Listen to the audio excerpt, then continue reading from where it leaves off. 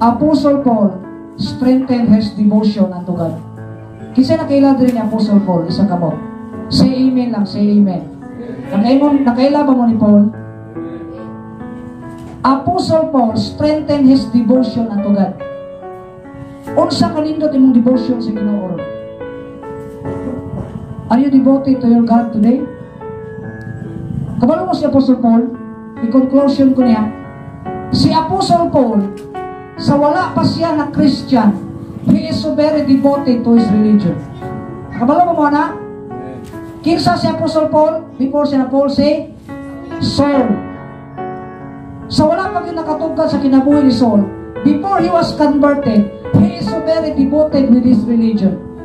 O sa may breast prophet igsoon nga may bawaan nimo nga grabe ka devoted si Saul sa iyang religion, he will kill and he will ready to kill for his religion. Amen?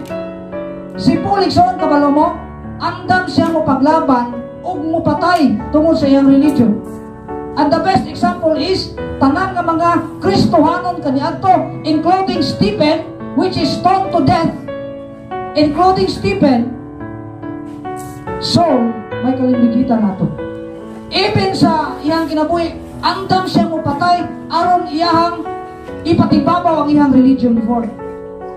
And the best example of Prophet Tested Example, kabalo mo, daghang mga apostolis kaniadto o mga Kristohanon na iyang gipamatay o gipang-persecute tungod kay paglaban niya ang iyang religion. Amen ba? Kabalo mo, pinaka-greatest persecutor before kinsa? Si Saul. Manong iyang ipamatay ang mga katawan sa Ginoo because of his religion. Because he is so very devoted with his religion. Ipamatay niya. Nasabta na to? Pero sa diyang igsoon, Apostle Paul was converted. When Apostle Paul converted, lahi na iyang baruganan. Lahi na iyang direksyon. He stepped up. He strengthened his devotion unto God. O sa na iyang pagbaruganan. Pamati migsoon, for to me to live is Christ, and to die is gain. Amen?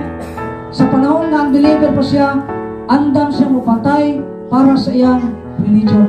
Pero sa diyang nadakpan na siya sa Ginoo, andam na siyang magpakamatay para sa Ginoo. Nabali, so, di ba? Nabali, wala. Because he changed his direction. Yes, tinood, kung napay Apostle Paul, no? Layo na kayo nitong mga espiritu sa tananagan. Why? Kung makita niya yung igsoon, kita nga nagsama ni ini, gabasag Bible, gasulting about Jesus Christ or about His resurrection, pamatyo na ta. But then Apostle Paul converted Jesus Christ, yun siya. For to me to live is Christ, and to die is gain. Kung saan yung sitwasyon ron? Sa una, andam siya mapatay tungkol sa iyang religion. Karon, andam na siyang mamatay o devoted sa iyang religion. Kinsa man na siya? In Jesus Christ. Amen ba? Amen. How devoted are we in our God today? Kung saan nakaka-devoted sa Ginoo? Kung saan nakaka-devoted? Kung sa una, andam tamangitang pamaagi para masuplayan ng problema ha, kunya makasimba sa dili, tarong nga pagsimba, how much more karon? Matagaan ba nato ang pamaagi aron maka-change sa itong direction des Ginoo? Because kung giyon sa nimo pagdala imong direction karon, iya nagdepende kung matubog kag dili sa bulatong sa Ginoo. Amen? I hope I'm praying sa tanang itong message. I am doing a great work. Nehemiah said, I am doing a great work. Apostle Paul, ready to die for his devotion to God. Sa una, siya mamatay.